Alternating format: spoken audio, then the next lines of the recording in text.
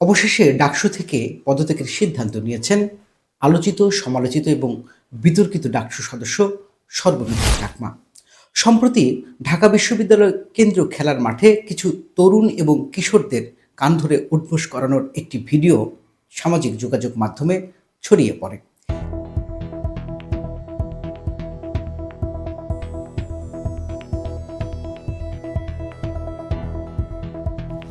এই ঘটনায় দেশ জুড়ে তীব্র সমালোচনার ঝড় ওঠে।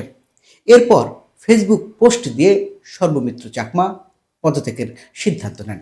সর্বমিত্র চাকমা শিবির প্যানেল থেকে ডাকসুর কার্যনির্বাহী সদস্য নির্বাচিত হন।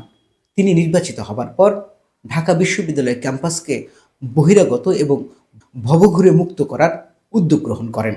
সেই সময়ে একজন বৃদ্ধকে লাঠি দিয়ে আঘাত করার একটি ভিডিও সামাজিক যোগাযোগ মাধ্যমে ছড়িয়ে পড়লে সর্বমিত্র চাকমা প্রথমবারের মতো আলোচনায় আসেন। তারপর থেকে নানা বিতর্কিত কর্মকাণ্ডে তিনি জড়িয়ে পড়েন। সম্প্রতি তার বিরুদ্ধে ঢাকা বিশ্ববিদ্যালয়ের সাধারণ শিক্ষার্থীরা বিক্ষোভ করেছে। আমরা সর্বমিত্র চাকমার সেই পোস্টটি একটু দেখে নিতে চাই। ঢাকা বিশ্ববিদ্যালয়ের শারীরিক শিক্ষা কেন্দ্রের মাঠটি শুধু বিশ্ববিদ্যালয়ের শিক্ষার্থীদের জন্য।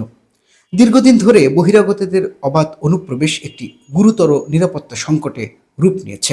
বহিরাগত ব্যক্তিদের দ্বারা প্রায় নারী শিক্ষার্থীদের হেনস্থার ঘটনা ঘটে। মোবাইল ফোন, মানিব্যাগ ও সাইকেল চুরির মতো ন্যাক্কারজনক ঘটনা ঘটে। এসব ঘটনা শুধু শিক্ষার্থীদের ব্যক্তিগত নিরাপত্তাকেই হুমকির মুখে ফেলছে না, বরং একটি শিক্ষা প্রতিষ্ঠানের মর্যাদা ও নিরাপদ পরিবেশকেও প্রশ্নবিদ্ধ করছে।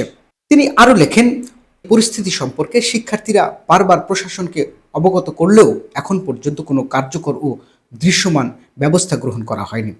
শারীরিক শিক্ষা কেন্দ্রকে সিসি ক্যামেরার আওতায় আনা হয়নি, নিরাপত্তা জোরদার করা হয়নি, এমনকি বহিরাগতদের প্রবেশ রোধে প্রয়োজনীয় পদক্ষেপও গ্রহণ করা হয়নি। প্রশাসনের এই দীর্ঘস্থায়ী নীরবতা ও অসহযোগিতা পরিস্থিতিকে আরও জটিল করে তুলেছে। প্রশাসনিক ব্যর্থতা ও নিরাপত্তাহীনতার মধ্যে পরিস্থিতি সামাল দিতে গিয়ে আমি বহিরাগতদের প্রবেশ ঠেকানোর উদ্দেশ্যে তাদের কান ধরে উঠবোস করাতে বাধ্য হই।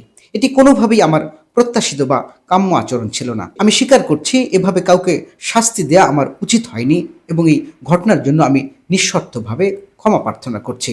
একই সাথে ডাকসুর কার্যনির্বাহী সদস্য পদ হতে পদত্যাগের সিদ্ধান্ত নিয়েছি। এই সিদ্ধান্ত আমার ব্যক্তিগত সিদ্ধান্ত, কারো প্রতি ক্ষুব্ধ বা অভিমানবশত নয়। আমি মনে করি শিক্ষার্থীরা যে প্রত্যাশা নিয়ে আমাকে প্রতিনিধি হিসেবে বেছে নিয়েছে, আমি সেই প্রত্যাশা পূরণ করতে সক্ষম হইনি। প্রশাসনের অসহযোগিতা এবং ব্যর্থতার দায় মাথায় নিয়ে আমি পদত্যাগের সিদ্ধান্ত নিয়েছি। সর্বমিত্র চাকমা অনেকটা ব্যর্থতার দায় নিয়েই পদত্যাগের সিদ্ধান্ত নিয়েছেন। তবে এই ব্যর্থতার জন্য তিনি প্রশাসনকেও অনেকটা দায়ী করেছেন। সর্বমিত্র চাকমা সর্বোচ্চ ৮,০০০ ভোট পেয়ে শিবির প্যানেল থেকে ডাকসুর কার্যনির্বাহী সদস্য নির্বাচিত হয়েছিলেন। তার প্রস্থানটাও ঠিক দুঃখজনকভাবেই হলো। দর্শক, এই ছিল ডাকসুর সদস্য সর্বমিত্র চাকমার পদত্যাগের সিদ্ধান্তের বিষয়ে আজকের খবর এবং তার ফেসবুক পোস্ট। আজ এ পর্যন্তই। ভালো থাকবেন, সুস্থ থাকবেন।